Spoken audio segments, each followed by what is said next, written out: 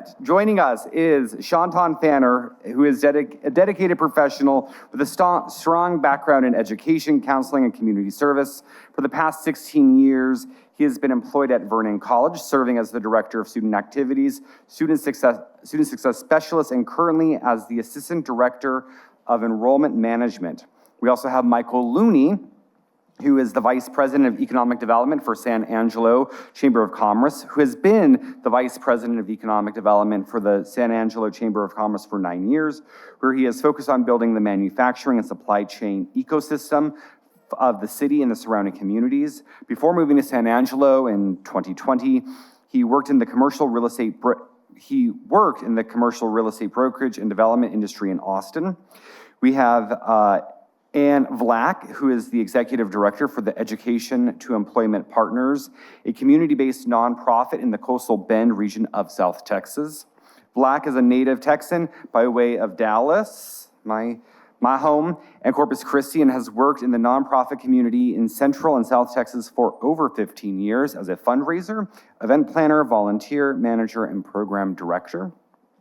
We have Jenny Weingartner, who is currently president of the Canyon ISD Board of Trustees. She has been a member of the board since January 2019. She has worked in a variety of agricultural positions in Washington, D.C., as well as the Texas Panhandle. Probably cannot get more different than that.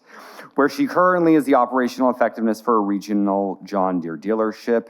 And our moderator is Sneha Day, who is an education reporter for the Texas Tribune, covering pathways from education to employment and the accessibility of post-secondary education in Texas, with an eye on college readiness, community colleges, and career and technical training. Prior to joining the Tribune, she had stints at NPR's education desk and Chalkbeat, where I also happened to work once as an education reporter. So I am very excited for this panel, and I will turn it over to Sneha now. Thank you, Sneha.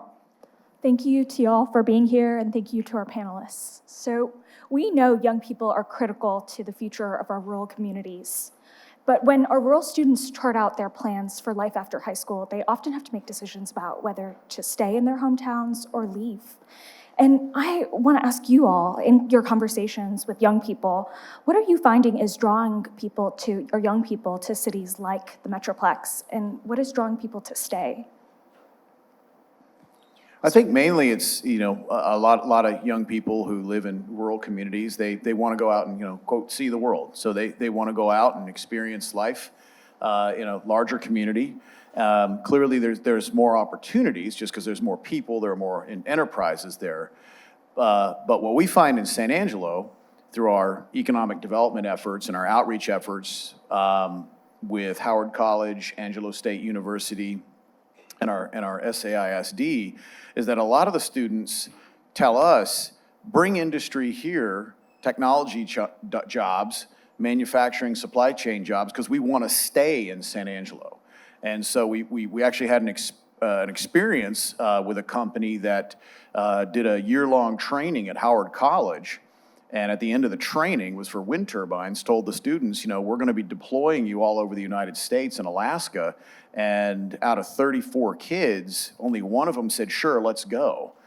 Then she got pregnant. She didn't leave. So, so that was a real in-your-face indicator that these students want to stay in our city, and they want to be a part of it, and they want to grow it. And I think that happens with there's a growing sense of placemaking amongst young people, where they want to be engaged in building something like a community that's bigger than just going to a large city, Tulsa, Atlanta, Houston, New York, to just get a job. And we find this is becoming more of a recurring theme. So it's incumbent upon us as economic development partners to go to work and to find those opportunities for these students. I think for us in South Texas, it's very similar. We have a very strong sense of culture in South Texas. I know most regions of Texas do. And we find that most of our students really want to stay in the area. Even if they leave, even if they go away, they tend to want to come back because they miss that sense of place and that sense of culture. And so a lot of the conversations that we have with the students that we work with are how to thrive in the communities that they grew up in. They have a strong connection to their families. They have a strong connection to the land and the place where they live. And we really need to find opportunities to foster that and get them into pathways that really lead towards successful jobs and successful life in their communities. I think for us in Vernon, we have the problem of entertainment. You have the generation now, they're more into concerts, festivals, art, and different things like that. And most rural communities just don't have the resources available to have those things going on for that generation type things. And then you have the clash with the younger generation with the older generation, you know, the working together, collaborating, and willing to improve instead of change the things in the town to make it better for both of them, to be able to thrive, to make the city thrive, and make everybody happy, and, you know, make them stay around and continue with the legacy of the family, the small-knit closeness that you have in the small towns and stuff like that. I guess I come at that question from two different angles. On behalf of kind of our Canyon ISD community, I think it's really important to us to provide those opportunities so those students have the options in front of them for either the immediate path into the workforce or that 2 or 4 year college degree. We've got about 11,500 students at Canyon ISD currently. Last year, we sent about 30% onto 4-year universities, and a quarter of those students went into a 2-year program. So we're trying to find those pathways that give people roots, and we're very fortunate to have West Texas A&M University right there in our community, giving folks an incredible educational opportunity. We've got a number of great community colleges, but the thing that keeps them there, like you referenced, and I think Wendy spoke very eloquently to, is that culture and feeling as though there's a thriving community that they can be a part of. May not keep them there right out of school, and that's okay to go and explore the world. But I think I've got friends in the crowd from many of the small towns throughout the Panhandle that are themselves a picture of, I went away and I had this experience, but when the time came to decide where I wanted to raise my family, I'm right back here. So we've got to be prepared to provide those opportunities and to support the resources necessary to make those possible. I also work for a regional John Deere dealership that employs about 750 employees throughout 21 pretty rural communities across our region. And we work really hard to give those students right out of high school a path and an opportunity and some very promising wage opportunities throughout our company. So I'm kind of working on both sides of that, but I think the more that we can do to provide those strong income opportunities as well as the cultural background and resources that the communities need to attract those kids back, that's going to be what fuels us forward. Jenny, what exactly can rural communities be doing to get more young people to stay, and if they're leaving, to come back? Well, again, I'm going to speak on behalf of our public education system in our communities. And I think as agricultural producers, I feel like it's taken us a couple decades, but we're all pretty quick to say that one bad actor, he doesn't represent what we do as an industry. But somehow we've allowed maybe some manipulation of the messaging about our public education institutions to be distorted by those one-off cases or those extreme situations that we hear reported about in the state or the national news. Wendy spoke to the importance of local journalism and how we represent our community schools, because you won't find a strong community in Texas that exists independent of a strong public school system. So we as agricultural producers that want those rural communities to thrive have got to be a little more astute in how we educate ourselves about our school systems. Because if you don't know, public education funding in Texas is a bit of a disaster right now. There's a lot of problems that people far smarter than me haven't figured out, but our schools don't have the resources that they need. We just saw a tax rate election come up in 62 districts in Texas in the last week's election, and only 25 of those communities passed a tax rate increase that would give those schools the opportunity to provide all the different experiences that our families demand to come back to our rural communities. So in trying to prove a point or embracing kind of a larger talking point, we're harming our local communities and our local schools by not being willing to take a stand and get involved in your community. Instead of believing the narratives that might be out to push one agenda or another, just getting involved and supporting your own teachers and your own school systems and helping to make them better where they can and must get better. Just to speak really quick about the local media, you're right, local media has an incredible amount of value. One of the other things, though, that we're really working with our students, and in particular our opportunity youth, so those are youth that are disengaged from education and employment, we are really trying to work on getting them to tell their own narrative and to tell their own story and to not let someone else tell that story for them. There's a really important advocacy piece in that of being proud of who you are and what you've been through and where you came from and what you're hoping to accomplish. But it's also a great way for them to really embrace their community and be able to control more of the narrative around who they are and what they hope for in the future. I want to turn this over to you, Shantan. How do you see community colleges leverage their presence in these towns to retain young talent? I think, again, community college, education in general, higher education, we have to do a better job. Again, over the last decade or two, higher education has got a bad name about is it really valuable to get a higher education? And so you're finding a lot of students not coming to college out of high school because there are jobs available for them.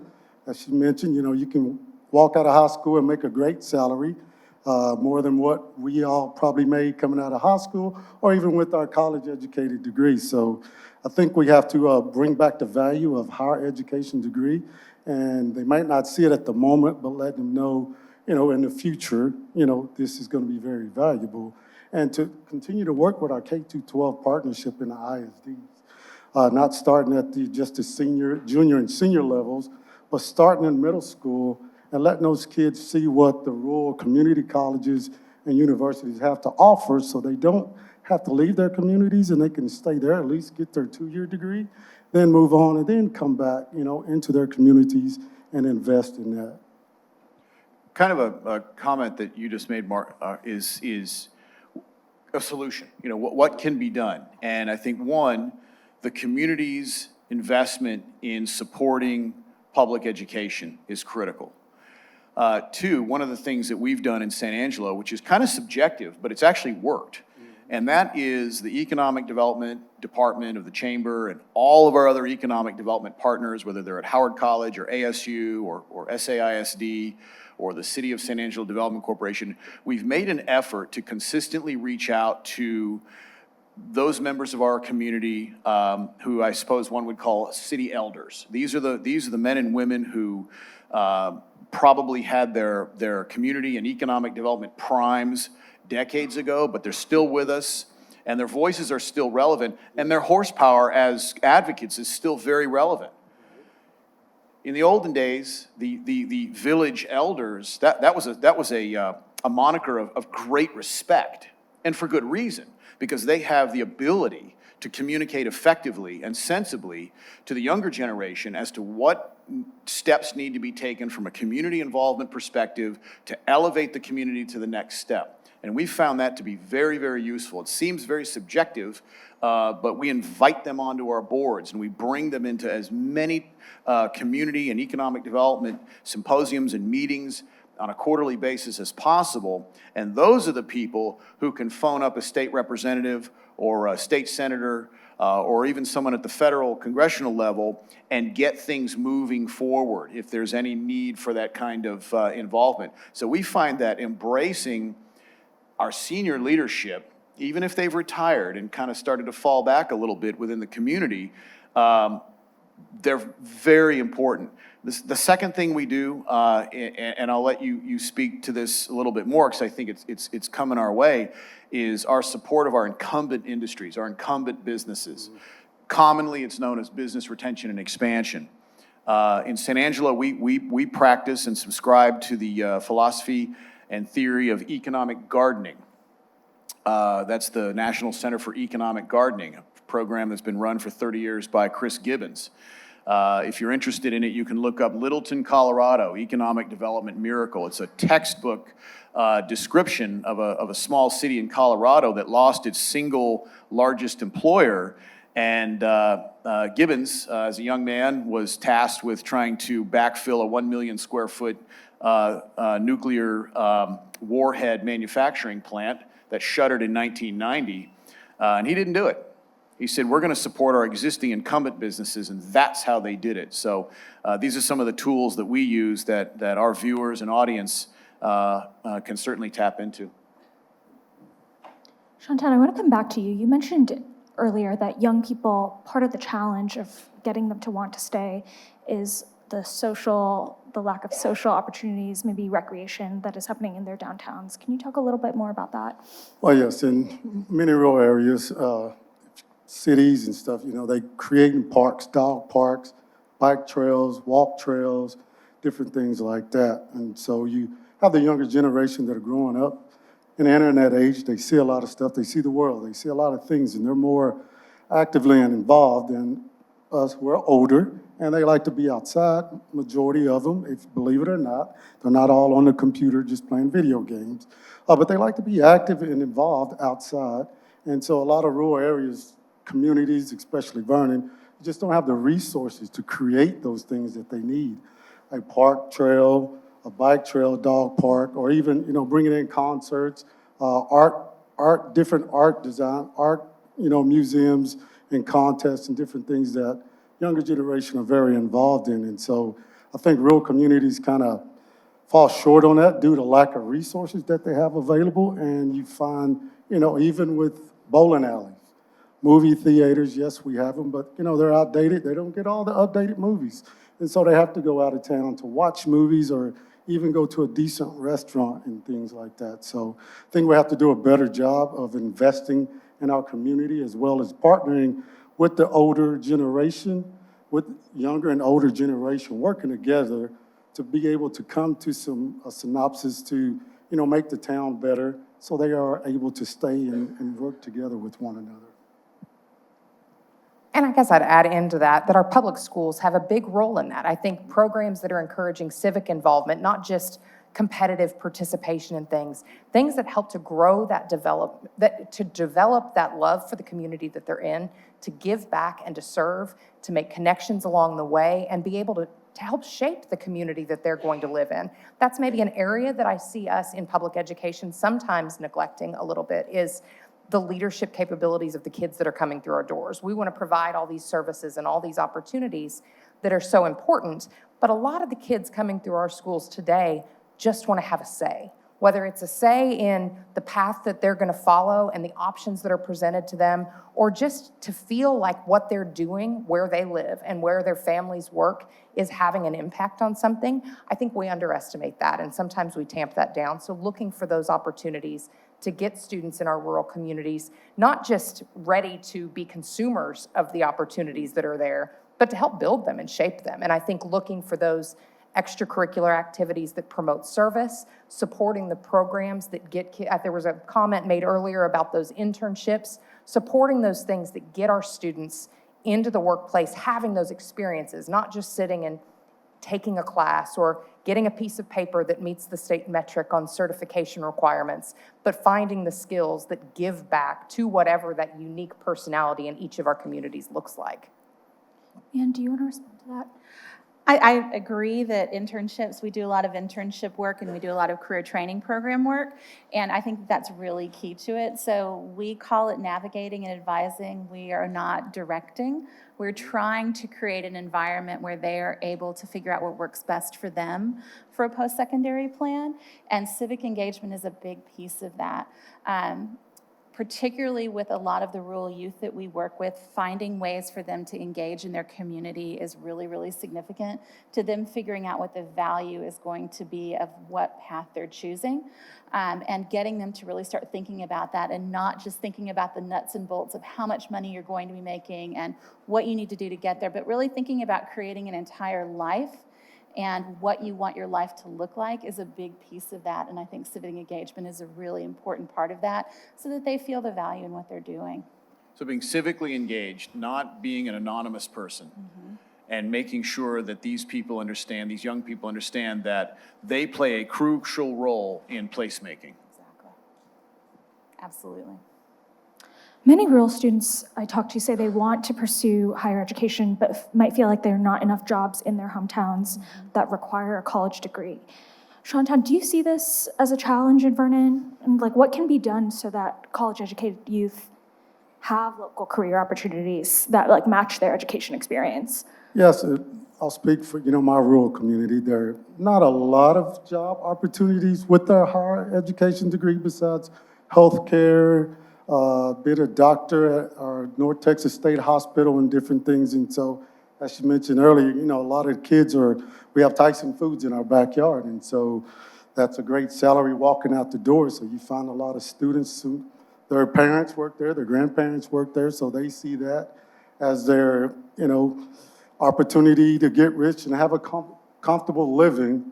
And so they don't value higher education at that point. If my parents did it, my grandparents did it, so why do I need to go to school, get a degree when I think I can have a decent living by going into this factory industry as my parents did? So I think a lot of that conversation starts at home. Yes, this is a great opportunity, but there are things out there that could be better for you with a certificate or a degree moving forward.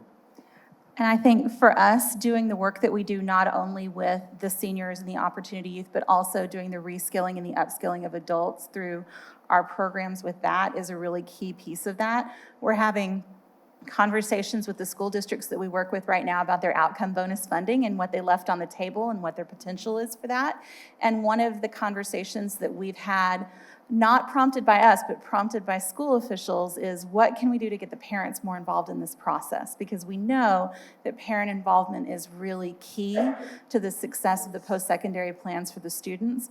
And one of the things that we've discussed is getting our career navigators that work with our adults into these schools to work with these parents, to let these parents know that they also have options. Because what we're finding is when we have a student who's engaged in a post-secondary plan and we have an adult parent who is also engaged in a plan to upskill and reskill, we're seeing a lot more success as a family unit, and we're creating some synergy towards social mobility for not just that family, but for the community. So there's been a lot more intentional work with working with the adults as well as the youth. Jenny? Yeah, I absolutely think that's a struggle in a lot of school systems, is that parent involvement and engagement. And the process for post-secondary planning starts so much earlier than probably most of us in this room experienced. I mean, my husband and I have a son who's a freshman in high school. He had a college plan that he had to craft as an 8th grader. He doesn't know which way is up on a pair of jeans a lot of days, as bright as he is. And to make a child believe that in the 8th grade they need to know what they want to be when they grow up. I don't know about most of the people in this room, but I still question that for myself sometimes. So asking a 14-year-old or a 13-year-old to make these decisions, and again, I think some of that is led by statewide policy, where we've got to have students in these paths, and in order to get the funding that's attached to all these different things, we've got to check these boxes. And it's probably time that we just ask ourselves, what really is the end goal of all of this? Because we're continuing to push harder and harder, and I'm all for accountability. And as a district, I'd put our district up against anyone in the state, and we are willing to take competition head on and make ourselves better in the process. But in trying to make these articulated paths for our kids, I think we're missing a lot of kids and probably disenfranchising a lot of students along the way in trying to force them to articulate what they want to do and what they want to be so early, and then they feel stuck. And when parents aren't engaged in that process, they're just stuck and on autopilot. How do we balance helping kids start to think about college and get on the path of being college ready while not disenfranchising folks, and also giving room for folks who don't want to go to college to think about their paths too? Kind of to bounce off what you said. Again, you don't want to force them, but expose them to it. Let them know what they have, the opportunities they have ahead of them, but not forcing them down the pathway. This is what you have to do. This is where you have to go, but start exposing them to those colleges, experiences, and education levels and opportunities that they have early, so they can kind of see and have an idea, but not be concrete or decided, I need to be a doctor, I need to be a nurse, but know everything's out there. You have HVAC, you have welding. I can be a teacher, I can be all these things I want to be, and not pushed into something I don't want to be. I was going to say, career exposure is incredibly important. That is so much of the battle. It's really hard to think about a career that I've not seen modeled in my life, especially when I'm in 7th or 8th grade. And so it is really, really important that we expose them to as many options as possible, and that we're responsible when we are exposing them to those options, to making sure that we are exposing them to a wide variety of options, but also options that they're going to be able to make a good living doing. The other thing that I really kind of wanted to cover real quick was just making sure that we are teaching them essential skills and soft skills. So we tend to get really involved in whatever funding we need to get from the state, however we can support our districts to do that. But there are really important essential and soft skills that need to be developed that will allow them to move fairly effortlessly between education paths and careers as they age, because we know most adults have many, many different careers over the course of our life. And if we develop those essential skills and those soft skills, they will have those fundamentals that they can really move through life successfully with.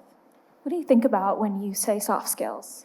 So I'm thinking a lot about everything from creating a resume and a cover letter and interviewing to just having the capability to have a conversation, to know how to shake a hand, to know how to make eye contact, to feel confident that I am who I am and I am presenting myself in a professional way. We do a lot with our students with mock interviews. We do a lot of them interacting with professionals so that they can really start to pick up those skills. We also do a lot of online training and a lot of very intentional training, because we think that that's a really, really important. We always argue that soft skills are hard skills, because soft skills, the reality is you can have all the education in the world, but if you go into the interview and you blow it, you're not going to get the job. So you've got to really be able to communicate. You've got to be able to interact and do that in a successful way to really move forward as an adult. And to think about young people having more economic opportunity and opportunity for economic mobility in their hometowns. Michael, I want to turn to you. When a new business opens up in a rural community, what are the best ways for local leaders to connect young people with those new job opportunities that come with those businesses? Well, San Angelo has, in the past several years, been very successful on recruiting a number of companies to the community. One of the things that we do with our new companies is we get them immediate, and the incumbent companies as well. So Ethicon, Johnson & Johnson, 80% of the world's surgical sutures are made in San Angelo, just an example, large company. We get them engaged with the ISD and with Howard College and ASU, Angelo State University, almost immediately. And we host usually quarterly, sometimes annual tours of all of the facilities with busloads of students. We also match that with what we call career signing days. And so these are events where we will have multiple companies, manufacturers mostly, and some technology software development companies, which we have in San Angelo, meet with students who are about to graduate. They're a year out from graduating from high school, and they will conduct, to what you just said, essentially mock interviews. And they're really relaxed. They're a get to know you. We've put a lot of the emphasis, not just on senior community leadership to be involved, which in our case, fortunately they are, but also on these companies. So when we outreach every week to our companies, whether they're 10-person companies or 350-person companies, we go to their leadership and explain to them very simply, the future of this operation depends on these kids coming out of this school or these schools. You'd better get your act together and you'd better focus on grooming them and entertaining them and entertaining conversations with them so that they can get to know you. Because we had a symposium a couple of months ago with 8 of our steel component manufacturers. We said, you guys are on trial. You need to make these students understand the opportunities that you have, whether it's in the accounting department, the CAD design department, actually being on the floor welding if that's what they want to do. And it was wide open for opportunity. And so what we're doing is, just the summary is, we're going to these corporations. We have about 85 manufacturers and software as a service companies in San Angelo. We go to them, and they're looking for the bridge to the students. And we've asked them, well, why don't you donate and contribute financially to our school system? And why don't you have more of the students involved with you? And they said, we're so busy trying to keep the product flowing out the door, we forget about it. We think about it at 3 o'clock in the morning, and then we forget about it by 7:30 in the morning when we're back on the floor. So building those bridges between industry, like you said, Tyson, building those bridges of communication and involvement. These companies, these leadership members want to be involved in their communities. A lot of times they just don't know that the door is open because you have to go show them the door. And we've had tremendous success with many of our companies eagerly jumping into apprenticeship programs where they will set up a special apprenticeship program for our SAISD and Howard College students. And it's been a very effective tool for recruiting. That also informs these companies what they need to be doing and how they need to be grooming the next incoming wave of very talented young people. And they've learned a lot from these young people as well. I think one of the things we've done in Canyon ISD that's been so successful is we haven't sat back and waited for that partner to bring us together with industry. We're directly engaging with those companies in our community. We host quarterly luncheons. And You go out and do it. Yeah, we have advisory groups Spot on. across different industries. You know, the Texas Cattle Feeders Association is right in our backyard, and obviously the cattle feeding industry is huge in the Panhandle. We've worked in hand with them to develop a certification program so that kids can come out with that specific industry knowledge to be able to go into these skills, into these skilled trades. We also do, on the soft skills, we do an entire week, and hopefully, obviously the effort is year round, but we do a career week. And we had last year about 220 volunteers that came into our libraries at our 3 high schools and did mock job interviews and gave kids critiques over their resumes and then told us what they saw and where they knew we needed to be better and the kinds of things that they were looking for. I think last year we had a handful of seniors that were offered jobs upon graduation because of those mock interviews that we did. So refining those soft skills, again, they're the hard skills, I would agree, but making sure that we're not losing sight of how important those things are for our kids to stand out and catch people's eye in the community that will keep them right there. And these enterprises love it, don't they? Absolutely. And Yeah. Where have you been all our life? yeah, That's we're some of the very comments blessed. we We've got from some Bell of our Textron, companies. we've got Pantex, we've got lots of large-scale employers, but we also have the roofing companies and the window companies, and those community businesses that are giving back to our community every single day and that live and that work and that raise their families there, and they're engaging with our kids. They're telling us as a district what we need to do, and the important thing is we've got to listen, right? When they're telling us this is what we need you to be better at, we're working to try to do that. You know, we bring in guest speakers to teach courses, whether it's financial education or community lenders that come in and teach our kids about financial literacy. We've got lots of community partners that are actually coming into our classrooms as well. And I think the willingness to do that and to just step out and be a lead on that as an industry representative is critical.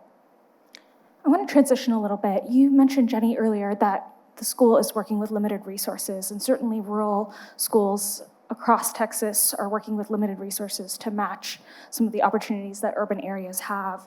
What are some of the biggest obstacles that Canyon School District faces trying to work with limited resources to get those opportunities to students?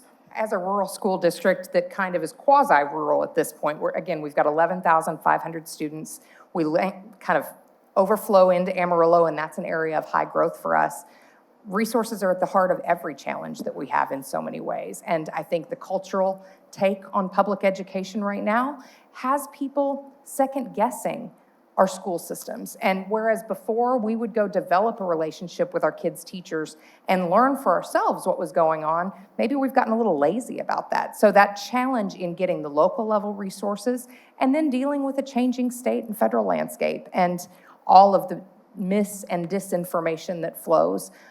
We serve 732 square miles at Canyon ISD. Wendy talked about local municipalities and districts that have to maintain their own resources. It takes a lot of school buses to transport kids over a 732 square mile area. So having that level of financial resource available from the state and a community that's willing to not just say, hey, we want this and we need this opportunity, and oh, by the way, we want our kids to be able to be exposed to this, but we don't want to give you any more money to do that. That's a constant struggle and a challenge. And I guess as a school board, we'll take competition of other educational opportunities head on every day. I am confident in Canyon ISD. But we've got to have some support along the way to do it. And either we've got to understand these opportunities are available to our kids and we can continue to do this, or we're going to cut the resources and we're going to have to figure out how to make those hard cuts. At the end of the day, we're still going to work to keep our students safe and to provide them the best educational opportunity that we can, but our communities have to come alongside us or understand the repercussions that happen if they don't. I think you're getting at this, but part of that changing landscape is school vouchers. And Sure. Governor Abbott has made that a priority, despite many rural Republican lawmakers saying that that is something that they don't support. And it is looking very much likely like he has the votes to pass school vouchers this session. How do you see that impacting public schools and the cultural landscape, as well as the resources that they have to make operations run smoothly? Sure. I think there's no question anything that takes funding away from our public education system, I just can't get behind. I recognize the realities of where we're at, and we will have that. So now the discussion has to become, how do we make sure we're taking care of public schools along the way? The comment that Commissioner Miller made at the beginning that public school districts will be held harmless, I guess I'm a little skeptical of that kind of a mentality, because on the funding formulas, perhaps that's true, but I don't think any one of us in here that looks at the prospect of already underfunded public school systems potentially losing additional funding, and in some respects, having that brain drain. We're here talking about the talent and the brain drain out of rural communities, but for our public schools, this is an opportunity for other institutions at public expense to fund opportunities without any of the requirements from an admission perspective or the requirements to provide that free and fair public education to every student that walks through their doors being held upon them. So our public schools are still going to be expected to do that. And students that don't want to participate in that can go elsewhere. But the ones that might have higher needs or struggles and need those special services won't have to be accepted. So until we can have some of those discussions, I'm still very skeptical that public education doesn't lose out, but I am eager to see what our legislature can come together and kind of talk through, because certainly I don't think the proposal that was most recently presented in the last legislative session, the notion that they'll be held harmless and there's no negative effect, certainly I think is not a fair assessment by my judgment for our rural communities. And it will drain some of those talented students to those neighboring communities that have better opportunities in their judgment. So making sure that that public education system and that our individually, that every one of the campuses in your community has the support that it needs from each of you and from each of our industries, I think is going to be important in navigating that as we move forward once the legislature convenes. In a few minutes, we're going to have some time for questions if folks want to line up at the podium. My final question to you all is, we are speaking today ahead of a legislative session where lawmakers will pass critical legislation about economic development and education. I want to do a lightning round. What is one action you would like to see state lawmakers take to help rural communities grow and retain their youth? Do you want to start? Being mindful that certain abilities for communities to provide tax abatements to large enterprises that want to invest dozens and even sometimes hundreds of millions of dollars in a community shouldn't necessarily be tied to job creation. One of the struggles that we've had in the Concho Valley is the recruitment of very large industrial operations and using what used to be the 313 program. The 313 program was sunsetted largely because there was a belief and a position taken by many in the legislature that it didn't create jobs. Well, in the Concho Valley, we have 3.5% unemployment in a good year. And it's important for us to be able to, as a community, invest and welcome companies that will drop a $200 million solar power plant in our community that creates 2 jobs. But yet the tax yields are the same as if it was a 500-person factory. So the tax yield to the county is the same. It's just that there's no job creation. But if we had a company that said, we're going to land in San Angelo, we're going to build a $200 million facility, and we're going to need 1,500 people to work it, that'd be a problem, Because number one, the only way we could provide that is to just start pilfering from our existing incumbent industry. Well, that's not going to do us any good. So that's one of the things that I think is important, is that job creation, it can be different. You know, look at a data center. A data center is a fantastic way to bring in other collaborative industries, but they usually hire a skeleton crew, very small amount of people. So that's something that we're very sensitive about, because we just don't have the people. Yet, as was said yesterday, we are a food, fuel, fiber, and now with the advent of hyperscaling becoming one of the leading data center areas in the United States. I think for us, a couple of things. I think anything that the legislature can do to create synergy between our ISDs and our higher education partners in regard to industry-based certificates and any kind of collaboration that they can do with industry is an important thing. The other thing for us is creating a definition and approving a definition for opportunity youth, because that will help us work with those ages 16 to 24 that are disengaged from education and employment, and help us create a definition for that so that we can look for more funding for those programs. For higher education, I would say the new funding model was great to move away from enrollment-based funding. Since in rural communities, we were losing people and enrollment was going down. Now it's all about student success and completion.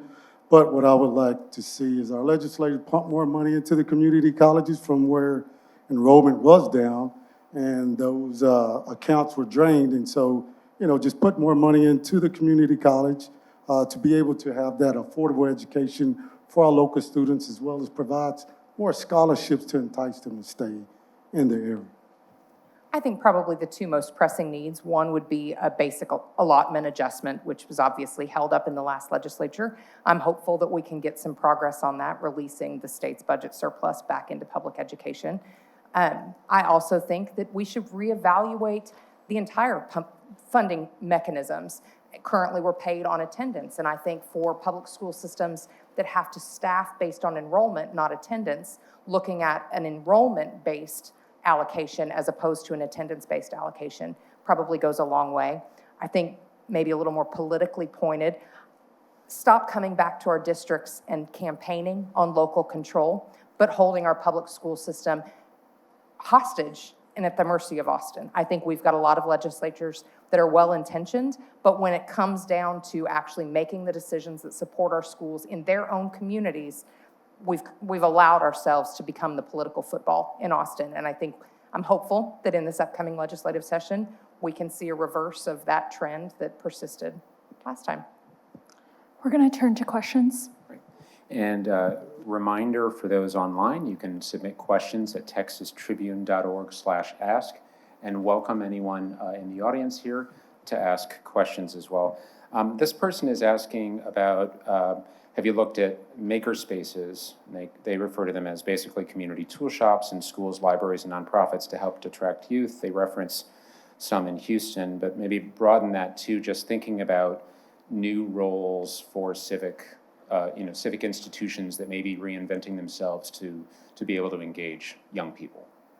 You know, in 2018, we passed a bond in Canyon ISD that allowed us to build a new high school campus as well as 2 new elementary campuses and expand a couple of our existing facilities. And a big part of those projects for us was just that. It was creating those maker spaces, the places where kids can go and have some creative outlets. We're also really blessed in the community of Amarillo. We've got some libraries that have been very proactive, public libraries, in creating those maker spaces that give kids an opportunity to go and learn about technologies like 3D printing and CAD design. And we've got lots of programs doing that. And I think the more that we can continue to do that. But again, those things come at a cost. So it's one thing to say we want, but the resources are very limited, and communities have to understand that and be partners in that process. And we're very fortunate in Canyon ISD to have some incredible community partners that have made some of those spaces possible for us. I think we may have a question over here. Hi, thank you so much for all the work you're doing in communities to support young people.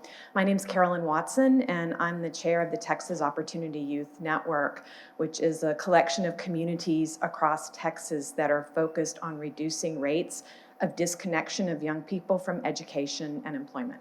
So Texas has nearly 500,000 16 to 24-year-olds who are not in school and not working. And while the numbers in the cities are larger, the shares of those young people are bigger in rural areas. And so on the panel, we heard some great strategies for reducing numbers, such as bringing the jobs directly to the high school graduates so they can get on a career pathway. I'd like to hear from you, Ann, your city's part of the network.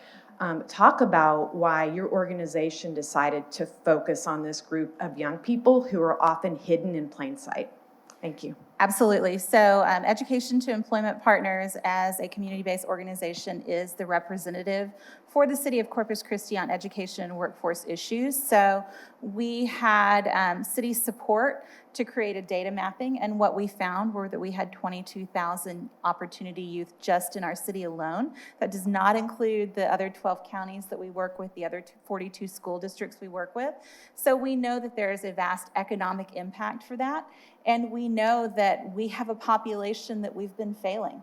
And so we saw that the work was there. We were really fortunate to have great partners in higher education, ISDs, industry, our chamber, all involved in that work. And so we've been able to convene a group of really dynamic leaders to start talking about how we're going to target that and what we're going to do with that. We created an Opportunity Youth Center in Corpus Christi that, based on our data mapping, is right in the center of where the vast majority of those opportunity youth live.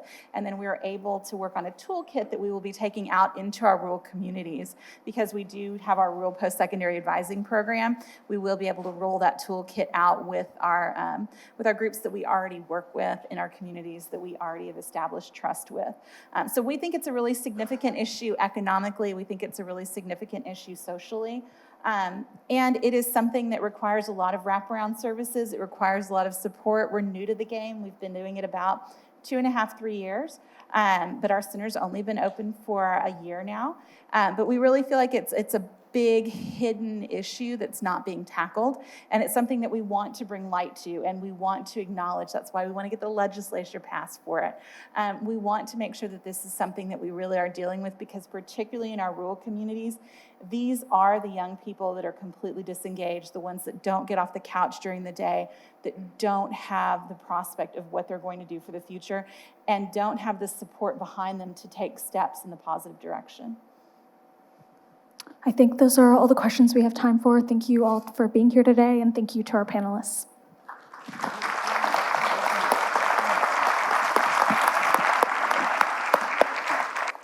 Y'all, I got some good news.